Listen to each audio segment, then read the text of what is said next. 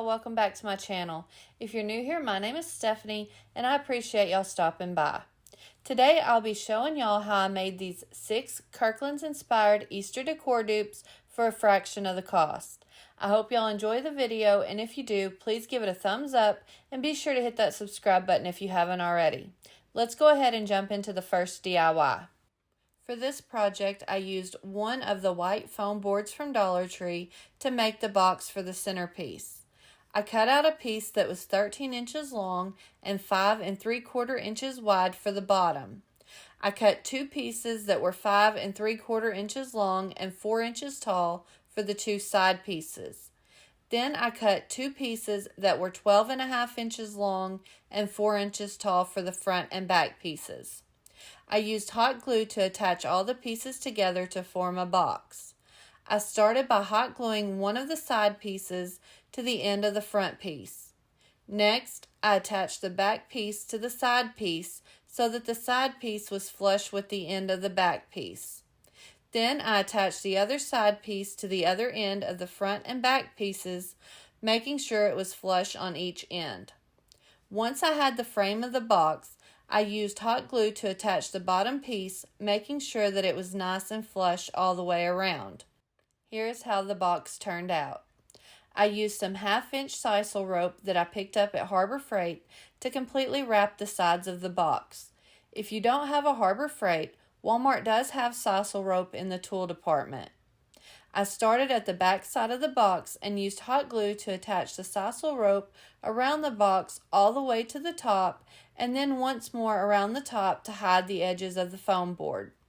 I did find that when wrapping the rope around a corner that I did have to hold the rope in place until the glue set up so that it would be nice and flat against the foam board. Here is how the box looked once I had it completely wrapped with the sisal rope. Next, I used 8 of these DIY Easter eggs that I picked up at Walmart. I used Waverly chalk paint in the color plaster to paint 2 of the eggs. I used folk art paint in the color seashell pink to paint 2 more of the eggs. I then used Delta Ceramcoat paint in the color lime sorbet to paint 2 of the eggs. And then I used folk art paint in the color daybreak to paint the last 2 eggs. Once all the eggs were dry, I used Waverly chalk paint in the color ink and a paintbrush to add the speckles.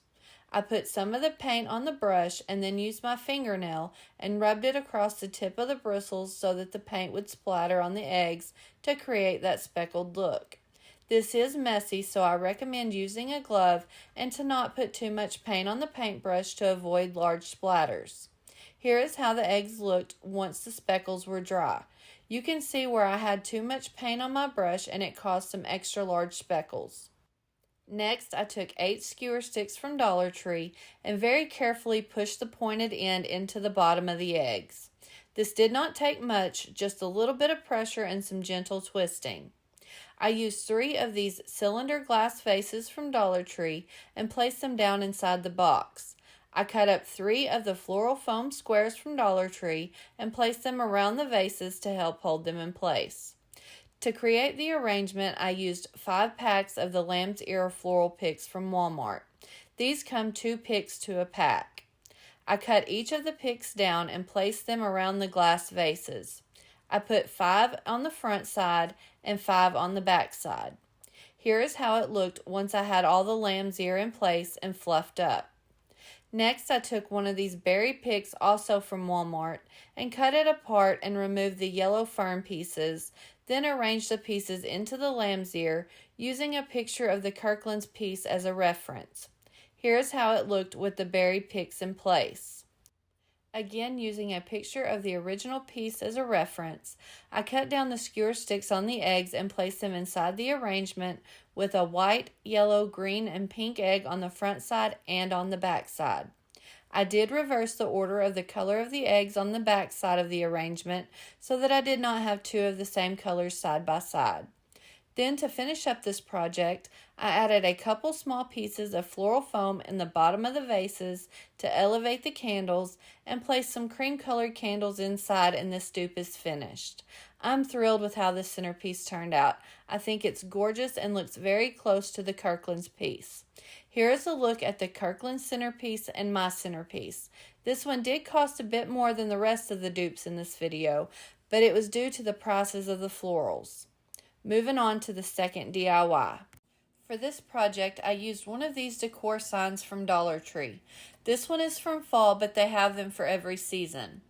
I started by removing the pumpkin and the sawtooth hanger from the back, and then removed the back panel of the sign. I did use a sharp utility knife to help loosen it up so that it would pop out.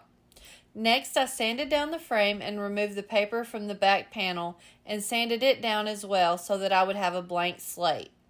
I used apple barrel paint in the color light mocha and painted the frame with 2 good coats.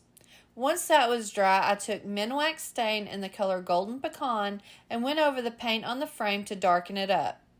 I used Waverly chalk paint in the color plaster to paint the back panel with 2 good coats. After the frame and back was completely dry, I used hot glue to reattach the back panel to the frame. Next, I used 9 of these mini wooden egg ornaments from Dollar Tree. I used Minwax stain in the color golden pecan to stain all 9 of the eggs front and back. Once the stain was dry, I used a picture of the original piece from Kirkland's as a reference to paint all 9 of the eggs. The colors I used were Waverly chalk paint in the color celery, Waverly chalk paint in the color snow white, apple barrel paint in the color bright yellow, apple barrel paint in the color lavender sachet, folk art paint in the color seashell pink, and a hippie crafter white acrylic paint marker. I do want to take a second to say that I love these acrylic paint markers. I've tried a few different brands, and Hippie Crafter is hands down my favorite. The pigment is rich, they come with 2 different interchangeable tips, and they glide seamlessly. I will leave a link to these paint markers in the description box below if you want to go check them out.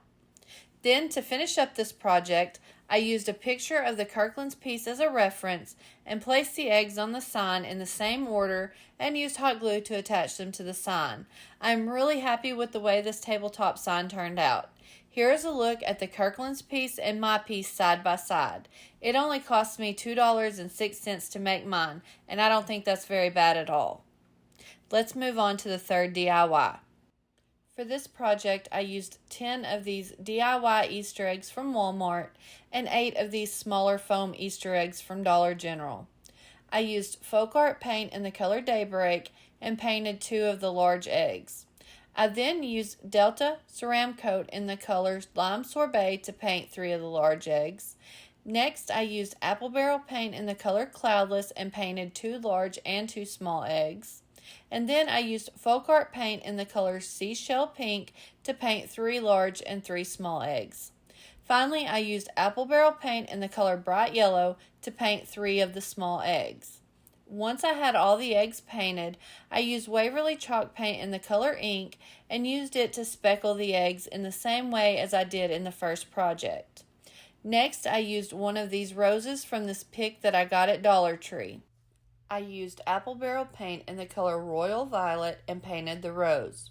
It did turn out a little too dark and it's a bit hard to see, so I would recommend using a lighter purple paint. I used an 18-inch grapevine wreath from Hobby Lobby as the base of the wreath. I used 2 of these fern picks from Dollar Tree and cut them apart. I started by cutting each of the stems in half so that I could control the placement and began placing them around the bottom half of the wreath using a photo of the Kirkland's wreath as a reference. I did not use any hot glue to hold the stems in place since they fit snugly between the vines of the wreath. Here is how the wreath looked once I had all the fern pieces in place. Next, using the picture as a reference, I used hot glue to attach the eggs around the bottom half of the wreath, trying to get them as close as possible to the same placement as they were in the original. Now, my wreath is 18 inches and the Kirkland's wreath is 16 inches, so the placement of the eggs ended up being a little off, but it isn't too bad. Here is how it looked once I had all the eggs hot glued into place. To finish decorating this wreath, I used this purple rose that I painted earlier, 5 of these yellow roses from this pick I got at Dollar Tree, a stem off of this pink baby's breath pick that I got at Dollar Tree, and 1 stem off of this yellow forsythia that I picked up at Walmart. I started by using hot glue to attach the purple rose between the 2 pink eggs on the right side of the wreath. Next, I placed the yellow forsythia between the green, blue, and 2 pink eggs on the right side of the wreath. Then I placed the pink baby's breath on the left side of the wreath between the yellow and blue eggs. Finally, I placed 1 of the yellow roses on the left side of the wreath between the pink and blue eggs, 2 of the yellow roses right above the pink baby's breath, another yellow rose on the right side of the wreath between the green and yellow eggs, and then the last yellow rose on the right side under the purple rose. Here is how the wreath looked once I had all the florals in place. Then, to finish off this project, I took a piece of thick jute twine and tied a knot in one end, then placed it over the top of the wreath in the middle and created a large head knot to hold it in place. To get the larger knot on the top of the wreath like the original, I took the 2 excess pieces of twine and tied them around the knot on the top of the wreath and cut off the excess, and this one is finished. I think this wreath turned out pretty cute. I'm not sure that I feel like it's exact to the Kirkland's original, but it's close. I'll probably go back and add some more florals to fill in around the center of the bottom. Here is a look at the Kirkland's wreath and my wreath. Mine is 2 inches bigger and only cost me $11.50 to make. I want to take a quick second to talk about today's video. It's part of the Easter DIYs open playlist hosted by my good friend Amanda over at 6 Kids and a Glue Gun, along with Chantel from Crafty Hints and Brenda from Rustic and Lace DIY. Y'all, these ladies are all amazing and have some of the cutest DIYs. If you haven't checked out their channels, I really encourage you to do so. I think y'all will love them. I'll link their channels in the description box below, as well as leave a link to the playlist so you can get even more Easter decor inspiration once you finish this video. Now that I've said all that, let's jump into the 4th DIY. For this project, I used 3 of these hanging eggs that come 2 to a pack from Dollar Tree. I started by removing the jute twine hangers, little bunny tails, and all of the paper from the front of the eggs. Once I had the paper completely removed, I sanded the front and back of the eggs to smooth the surface. Next, I used Waverly chalk paint in the color plaster and gave the eggs 2 good coats. I also used 3 of these color your own egg-shaped ornaments from Dollar Tree. I used some stainable wood filler and filled in the holes on the top of each of the 3 eggs and set them aside to allow the wood filler time to dry.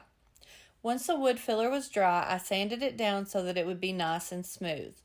I then used Waverly chalk paint in the color plaster and gave the eggs 2 good coats. I used my Cricut to cut out the letters ESE in some matte black vinyl from Hippie Crafter. And once the paint on the larger eggs was completely dry, I placed one of the letters in the center of each of the eggs. I have struggled to find vinyl and transfer tape that are easy for me to work with for a couple of years now, and I've got to say this vinyl and transfer tape is hands down the best I've found. I absolutely love the transfer tape. I just cannot say enough good things about this company and their products. I'll leave a link to the vinyl and the transfer sheets in the description box below, along with a coupon code for 10% off your first order if you want to check them out. I promise y'all won't be disappointed. Next, I cut the smaller letters A, T, and R in the same matte black vinyl and applied them to the center of each of the smaller eggs.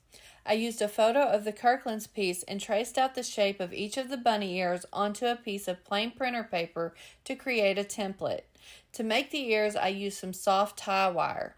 I placed one end of the wire on the base of one of the ears and bent and shaped it on top of the template to get the right size and shape for the ear, and cut off the excess wire using wire cutters.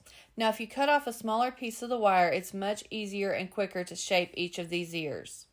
Once I had the ear made, I did go back and do some more shaping using some pliers to get it to look a little more like the template and to not have any kinks from where the wire had been rolled up. I then repeated these steps to create all 6 sets of ears, making sure to keep each pair together and separate from the others. Here is how the ears looked once I had them made. I also went back and marked the template so that I would know which egg they went to. Next, I took Waverly chalk paint in the color ink and painted all 6 sets of ears to clean them up.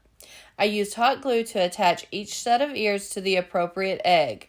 I placed a small dab of hot glue on the wire on the end of each ear and placed the egg down on top of the hot glue, making sure the ears were centered on the back of the egg.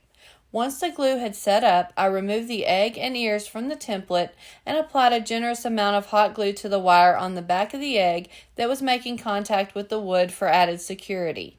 I then repeated these steps to attach the other 5 sets of ears to the remaining eggs. Here I'm showing y'all that I did go back and paint over the glue on the back side of the egg with Waverly chalk paint and plaster to help hide the globs of glue. Using a photo of the original piece from Kirkland's, I laid out all the eggs in the appropriate order, placing the smaller eggs on the front of the larger eggs. I lined them up on my work table using the edge of one of the wooden slats to help keep them nice and straight. When I was happy with the placement of the eggs, I used hot glue to attach them together, again using the edge of the wooden slat to keep them straight. I used hot glue and it's held up great, but you could use a stronger adhesive like E6000 if you wanted the added security. Next, I used some of these white pom-poms from Dollar Tree as the bunny tails. I fluffed up each of the pom-pom and used hot glue to attach it to the center of the eggs at the bottom, making sure the bottom of the pom-pom was flush with the bottom of the egg so that it could stand up straight.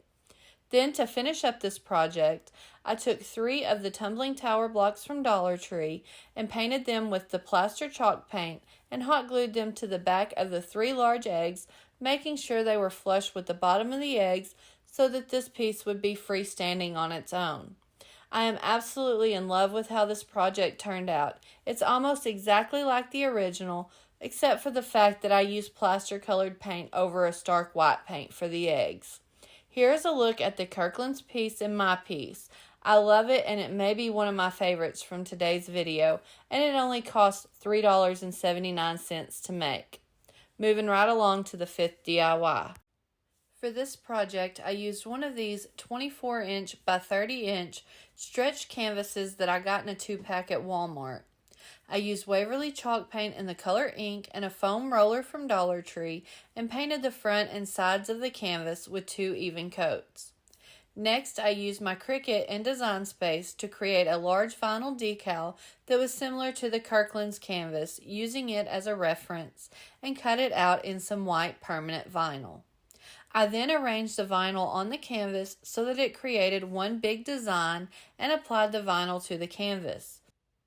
I'm still learning how to create and share my own SVG files, and since I use fonts outside of Design Space, I can't share this one on there, but I will try to figure out how to share via a link to download the SVG if anyone is interested. Let me know in the comments and I'll see what I can do. I do definitely recommend using a heat transfer vinyl for this project. I didn't have any on hand and didn't want to go out and get any. This vinyl worked, but it was a little difficult to get it to stick to the canvas, and I did have to go back in and add a protective layer of Mod Podge. Then, to finish this one up, I used 2 small tooth hangers from a picture hanging kit and placed one on each side of the canvas on the back, and that's it for this one. To say I'm in love with this canvas is a massive understatement. It's absolutely adorable, and I can't wait to put it on our mantle for this upcoming Easter and spring season. Here is a look at Kirkland's original art print and my art print. I happen to like mine better because of the different bunny, but y'all let me know what y'all think. It cost me $12.78 to make my version, and it's the exact same size as the one from Kirkland's. And last but certainly not least, DIY number 6. For this project, I used 36 of these medium wood beads from Amazon. I used Waverly chalk paint in the color plaster to paint the beads with one good coat. I also used 4 of these wooden bunny ornaments from Dollar Tree. I used a small drill bit to drill a hole in the left ear of each of the bunnies. I then used Waverly chalk paint in the color plaster and gave the bunnies 2 good coats. Once the paint was dry, I took some twine from Dollar Tree and placed some tape on the end so that it would be easier to thread through the bunnies and the beads. I then placed one of the bunnies on the twine and pulled the twine through just enough so that the bunny was directly in the middle of the twine. I tied a knot in the twine right above the head of the bunny to secure it in place. Next, I split the 2 pieces of twine apart and placed 5 of the beads on the left piece of twine and then 4 beads on the right piece of twine. After I had all 9 beads on the 2 pieces of twine, I then pulled the twine together tightly to form a circle and tied it in a knot and cut off the excess twine, and this napkin ring is finished. I then repeated these steps to create the other 3 napkin rings. I did go back and trim off all the extra fuzzies from the twine to make the napkin rings look nice and neat. I think these turned out absolutely adorable and I can't wait to use them. Here is a look at the Kirkland's napkin rings and my bunny napkin rings. I made all 4 of my napkin rings for $1.46. Here is one final look at all of today's Kirkland's inspired Easter decor dupes. I absolutely love how all these projects turned out, and best of all, I saved over $220 to make them myself. Which one of these projects is your favorite? Let me know in the comments below. I actually have 2 favorites. I love the Easter sign with the bunny ears and the bunny treats canvas. Don't forget to go over and check out Amanda's channel, Chantel's channel, and Brenda's channels, as well as the playlist for even more fun Easter decor inspiration. I will leave all the links in the description box below. I want to thank each and every one of y'all for stopping by, and if you enjoyed this video, please give it a big thumbs up. It really does help me out here on YouTube. And if you haven't hit that subscribe button yet, what are you waiting for? Click that button and stick around for a while. I have tons of fun projects on the way. I'll see y'all next time.